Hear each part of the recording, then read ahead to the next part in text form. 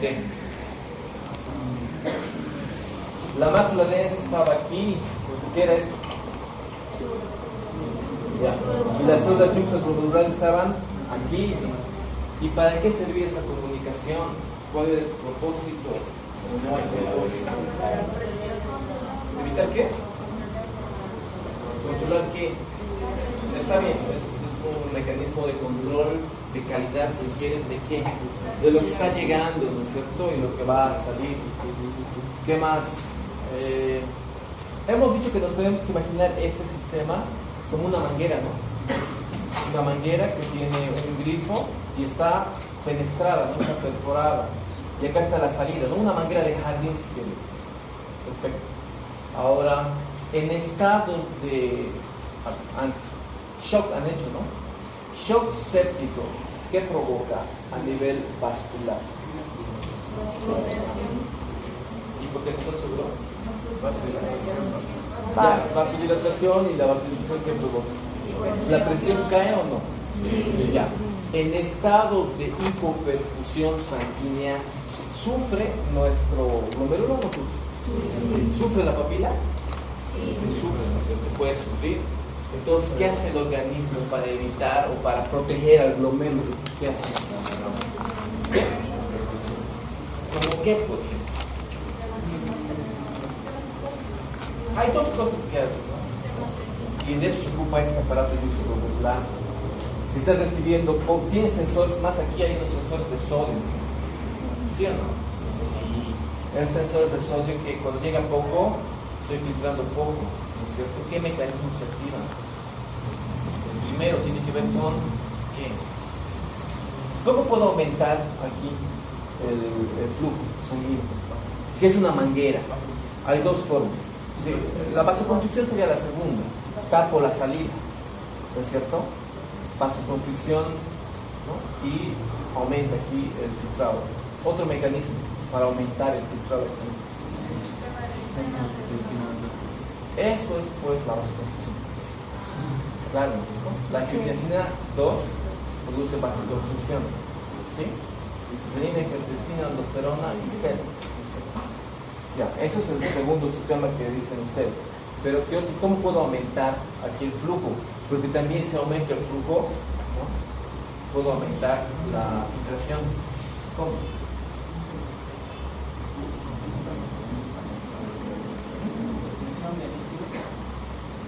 Sí, después de la filtración.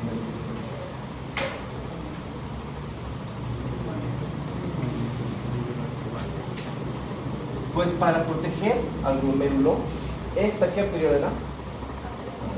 Se vasodilata también, más todavía, ¿sí?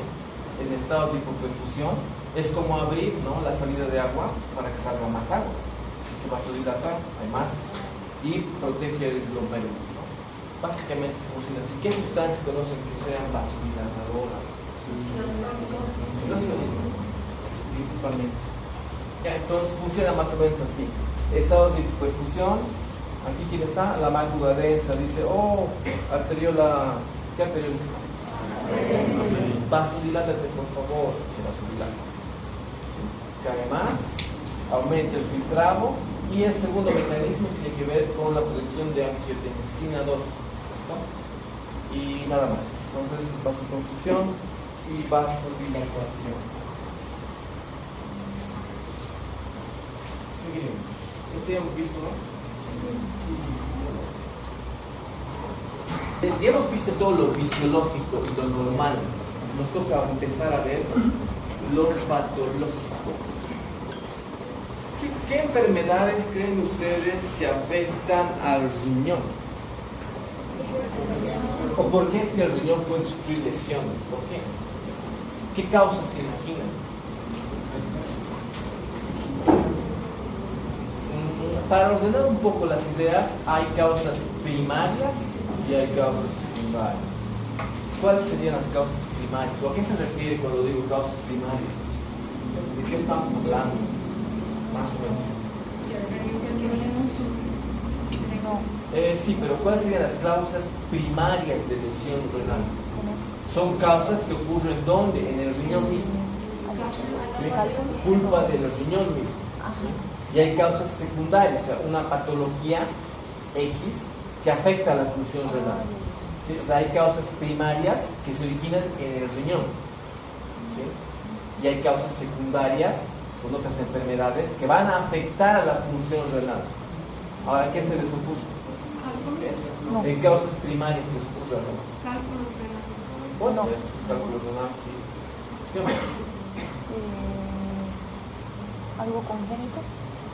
Algo que me congénito. ¿No? Algo que ¿qué? Congénito. Congénito.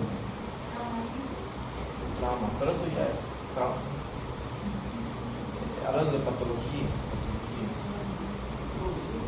pues hay enfermedades de los glomérulos, ¿no? Hay enfermedades tubulares, hay enfermedades intersticiales, vasculares, que vamos a ir viendo de a poquito. Y causas secundarias, ¿qué se les ocurre que pueda afectar a la hipertensión? Hipertensión no tiene La hipertensión, diabetes. diabetes. ¿Qué más? ¿Qué? Las colitis. No. La anemia parasitológica. La anemia, sí, puede ser. Bueno, entonces hay muchas causas, muchos agentes que van a agredir a nuestro riñón. ¿Ya? Diferentes tipos de agentes agresores al riñón. Pero lo que tenemos que saber es que no importa si es primario, secundario o cuál es el origen de la agresión, solamente existen 5 tipos de lesiones en el riñón. Solo hay 5. ¿Sí? Vamos a ver con eso. Entonces, cuando el riñón es acometido, no importa si es por un agente agresor primario o secundario, solamente pueden existir 5 tipos de lesiones a nivel del riñón. Entonces, aquí está nuestro riñón, ¿no? Víctima pronto. Entonces, la primera lesión que se puede originar en el riñón es una lesión glomerular. Ya sabemos muy bien, ¿no es cierto?, cuál es el glomérulo, cómo funciona, hemos revisado la anatomía, la fisiología y demás. También puede haber lesiones o síndromes tubulares, ¿sí? Tubulares, en el sistema de túbulos que hemos descubierto también. Puede haber lesiones vasculares que en el tiempo van a comprometer y van a causar disturbios electrolíticos en el equilibrio ácido-base. Y también podemos llegar a un estado, ¿no?, de pérdida de la función renal, que va a estar representado como el síndrome urémico hemolítico. ¿Qué han escuchado hablar de eso? ¿No? ¿En pato por lo menos han leído algo? Bueno, entonces esto vamos a estudiar. Son 5 tipos de lesiones que puede recibir nuestro riñón. Nada más 5. Ahora, estas son las 5 formas de lesión renal que conocemos. Vamos a empezar el día de hoy con todos los trastornos o síndromes glomerulares. ¿Sí? Vamos a empezar hablando del glomérulo. Muy bien.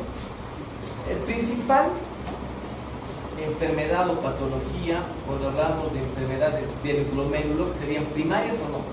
Son primarias, Sí. ¿no? El glomérulo mismo que está iniciando el problema. En este caso, estamos hablando del síndrome nefrítico, ¿sí? Es el principal representante. ¿Esto han avanzado? Sí. Un poquito. Ya, síndrome nefrítico. También tenemos dentro de los síndromes glomerulares,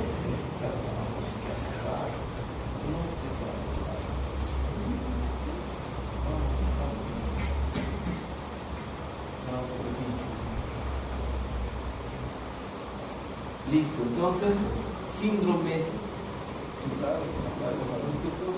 aquí, síndrome nefrítico, alteraciones asintomáticas, también hay alteraciones asintomáticas, glomerulonefritis rápidamente progresiva, va a ser otro síndrome glomerular, ¿ya?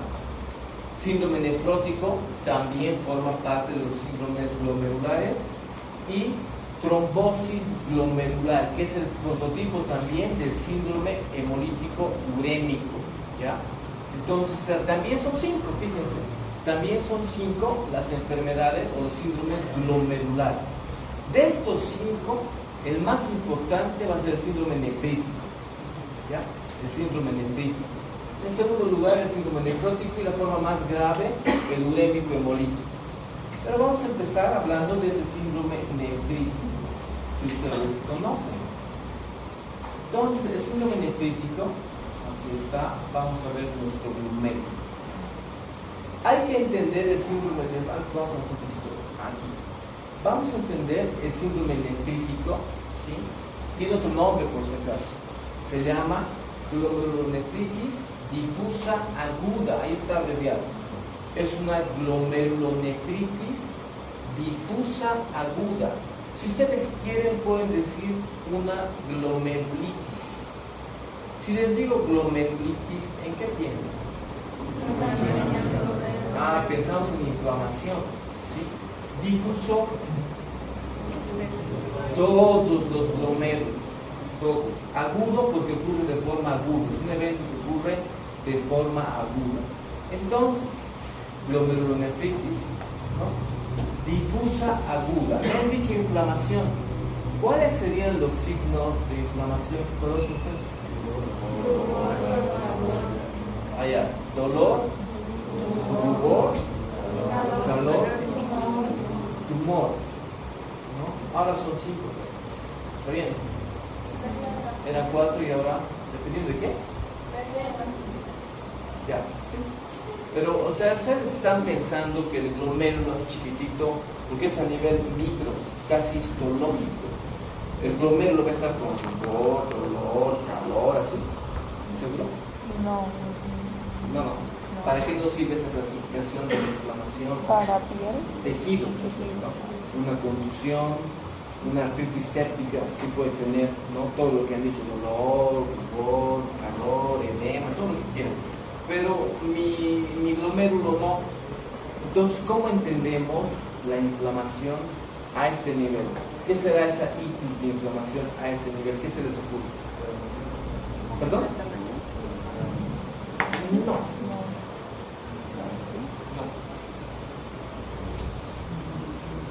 ¿Perdón? Sí. Tiene que ver con una migración de células inflamatorias. Entonces, es un conglomerado de células inflamatorias que van a ir ¿dónde? Al glomérulo. ¿Sí? Van a ir ahí al glomérulo. Entonces, vamos a revisar esta imagen. ¿Ven? Esta. Aquí está mi glomérulo, ¿no? Los voy a agarrar, ¿no? Entero, aquí. Y células inflamatorias, leucocitos, por supuesto, van a venir por acá y se van a ocupar de esos espacios. ¿Qué es este espacio? ¿Se acuerdan? Pues están en los vasos sanguíneos y van a empezar a salir los glóbulos, ¿sí? Y van a ocupar, esas células inflamatorias van a ocupar todo este espacio que está por acá. Todo esto. ¿Qué creen que ocurre con la filtración? Si el glomérulo está totalmente invadido por células inflamatorias, ¿qué creen que va a pasar con la inflamación? Perdón, con la filtración. ¿Retenida? ¿Disminuye, dicen? No.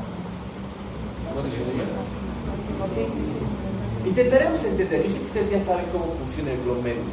Entonces, si existe en todo esto que hemos visto un montón de células inflamatorias que están alrededor de los podocitos y ocupando el espacio capsular que está ahí, donde caía el filtrado glomerular, ¿qué va a pasar con la filtración? Lo primero que me han dicho por aquí tenían razón. ¿Qué pasa con la filtración? ¿Disminuye o no disminuye? Hay un conflicto de espacio. La superficie de filtración es menor. ¿Qué pasa entonces con la orina? ¿Cuál creen que es el primer signo clínico de la ¿Edema? edema? Sí, claro que sí. Entonces, la primera manifestación clínica del síndrome nefrítico, por la deducción que están haciendo ustedes, va a ser oliguria. ¿Qué quiere decir oliguria? ¿Disminución de qué? Ya mi paciente orina menos. ¿Sí? Pregunta, ¿mi paciente se va a dar cuenta que está con oliguria? ¿O no? ¿Sí o no? ¿Qué piensan? Sí, porque no va mucho más. O sea, ustedes cuando van al baño dicen, a ver, ahora estoy orinando 600 ml, hace rato 780. No, estoy en oliguria, me voy al médico ahorita. No. No. O sí miden cuánto están orinando. ¿Alguno mide? Nadie se da cuenta. ¿Sí? Mi paciente inicialmente no se va a dar cuenta. ¿Sí? No se da cuenta. Al principio no se va a dar cuenta. ¿Va a seguir tomando líquido? ¿Tiene sed o no? Sí. Ya, sigue tomando líquidos, normal. ¿Qué va a pasar con todo el líquido que entra y no sale? ¿Qué va a haber? Sobrecarga de volumen a nivel vascular. ¿Sí? ¿Qué va a producir eso? Primero, hipertensión. Volumen dependiente. No es cualquier hipertensión. Es hipertensión volumen dependiente. ¿Sí? Obviamente luego va a producir edema. ¿Sí? Entonces las manifestaciones más graves del síndrome nefrítico son esas dos, ¿no? La hipertensión, volumen dependiente, y el edema. ¿Por qué son graves? ¿Cómo se puede complicar la hipertensión?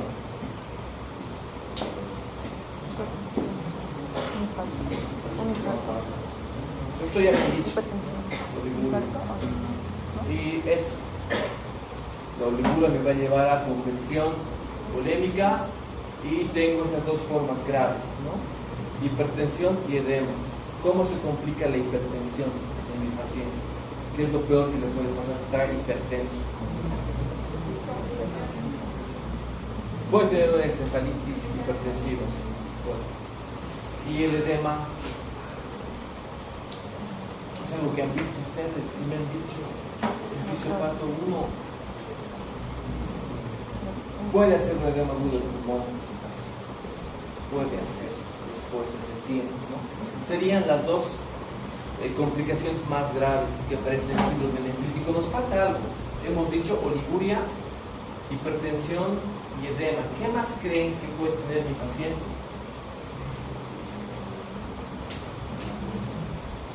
A ver, vamos a regresar a este dibujito.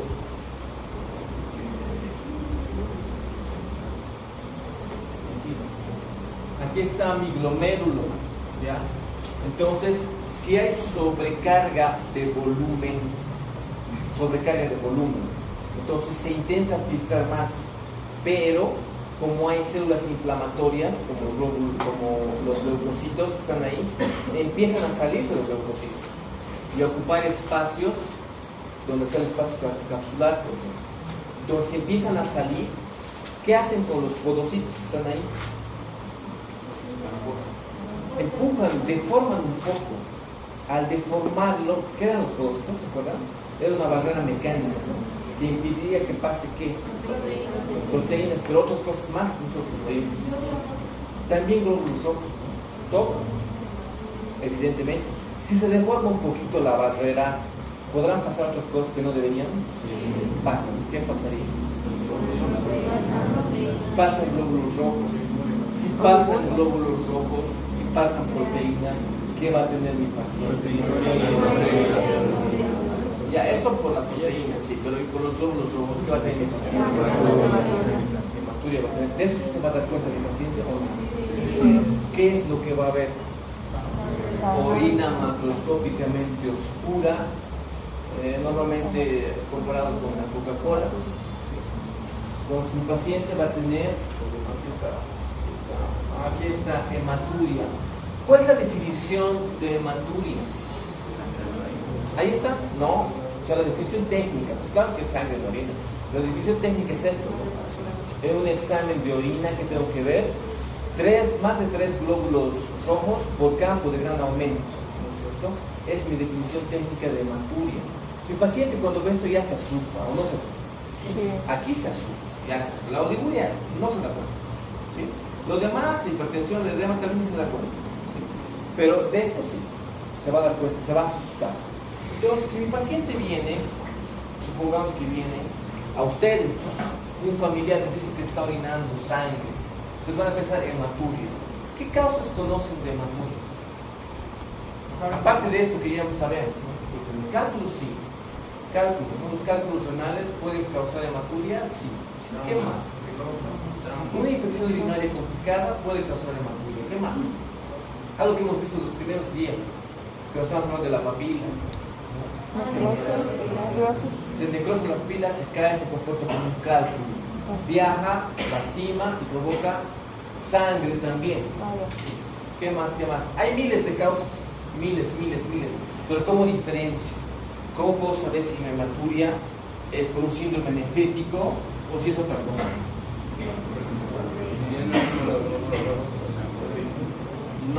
No tiene, el número no tiene que ver, las proteínas tampoco. ¿Qué creen que le pasa a ese glóbulo rojo cuando intenta salir, o sea, empujado por la sobrecarga de volumen, por esas rejillas, ¿no?, de filtración? ¿Qué le pasa a mi glóbulo rojo? Se deforma. Se va deformando, se deforma. Eso es algo muy importante que entiendan. Vamos a ver, miren.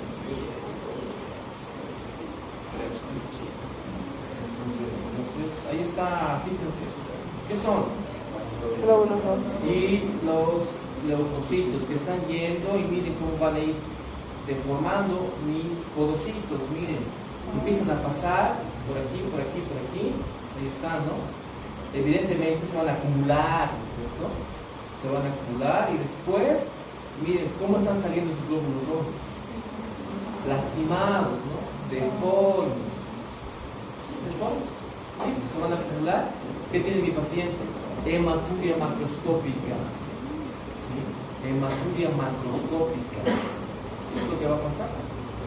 Ahora, si el examen de orina que le voy a pedir a mi paciente, yo lo llevo a un microscopio, evidentemente una persona normal, así se ve, todo redondito y bonito, ¿no es cierto? Ahí está. Esta es una hematuria también, ¿no? Estos son glóbulos rojos, ¿no? En diana, ¿no? Tienes el puntito ahí. Entonces, ¿cómo se ven? Redonditos, ¿sí? Entonces es una hematuria de cualquier causa, no sabemos.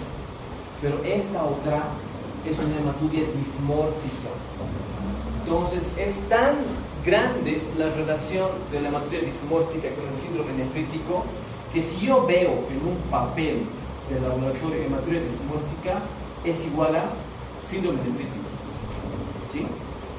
Si yo veo en una hoja, en un papel, en un libro, hematuria dismórfica, ¿en qué tengo que pensar? Facilísimo. Síndrome nefrítico. Ya sabemos por qué. Porque es que el glóbulo va a salir así. ¿Ok? Laboratorios. ¿Qué creen que voy a encontrar como hallazgos laboratoriales en mi paciente? Glóbulos rojos. Uno ya sabemos, esto, ¿sí? Esto voy a encontrar en un examen de laboratorio. ¿Qué más?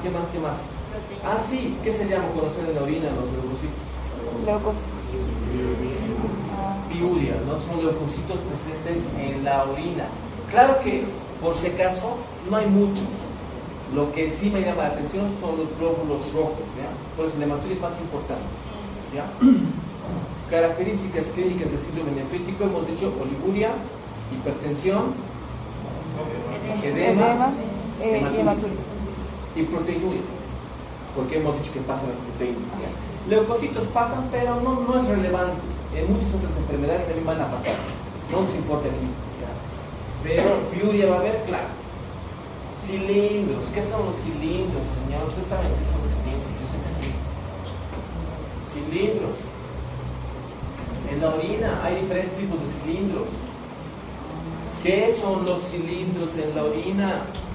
Yo sé que esto han visto, en bioquímica han debido ver. ¿En qué han visto los cilindros?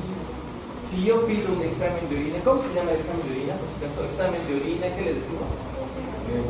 Ego, otro nombre. Uroanálisis, otro nombre. No, Otra cosa. Examen de orina 1 se llama esto mismo. ¿Qué más? Examen cualitativo de orina es lo mismo. Sumario de orina es lo mismo. Es examen de orina. Parcial de orina es lo mismo. Todos esos nombres son para examen de orina, no son cosas diferentes, es lo mismo. Entonces yo veo mi examen de orina, veo cilindros. ¿Qué son los cilindros? Hay cilindros hialinos, hay cilindros hemáticos, hay cilindros gases, hay cilindros epiteliales, hay diferentes tipos de cilindros. ¿Qué significan los cilindros? ¿Qué son los cilindros? Yo sé que han debido ver. ¿Nunca han escuchado hablar de los cilindros? ¿Han hecho exámenes de laboratorio? ¿Un examen de orina no han hecho? Han hecho en bioquímica. Entonces, ¿qué son los cilindros? Ya hay una proteína en el ADN. Eso más les ayuda. En el ADN hay una proteína que es la proteína de Tams-Horsfall. Esa proteína se acumula en las paredes, ¿no?, del asa, y se acumula y se desprende. ¿Qué forma tiene el asa? Un túbulo. De un tubo, ¿no? Es un tubo. Entonces se desprende un pedacito. ¿Cómo va a salir? Como un cilindro. O sea, hay cilindros hialinos, ¿no? ¿Qué significa un cilindro hialino? Nada, porque es esa proteína de Tams-Horsfall que se ha desprendido, se ha descamado y está volando, viajando, nada más, ¿sí? Pero si yo tengo hematuria, ¿qué va a pasar con los glóbulos rojos? También se van a pegar ahí, en esas proteínas. ¿Y qué va a pasar? Se va a desprender un cilindro, pero esta vez no va a ser cualquier cilindro. ¿Qué cilindro creen que va a ser? Pues va a ser un cilindro hemático. Si yo veo un cilindro hemático, ¿qué voy a pensar entonces? Síndrome nefrítico, eso tengo que pensar. Entonces eso me ayuda mucho. Proteinuria, ¿va a haber? Sí. Importante, no. ¿Cuál es el valor normal de la pérdida de proteínas día de una persona? ¿O no hay un valor normal? ¿O no debemos perder proteínas? ¿Perdemos o no perdemos? ¿Qué es lo que O sea, no, voluntariamente no importa. ¿Perdemos o no perdemos proteínas? Sí, verdad.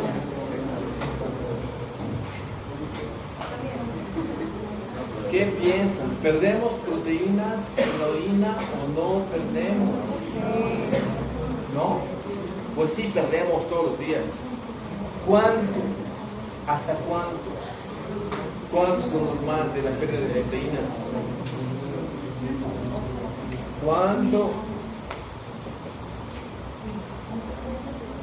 Hasta 150 miligramos.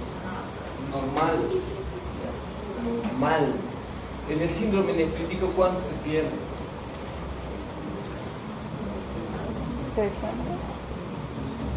¿Cuánto? ¿Qué? ¿Cuánto? 3.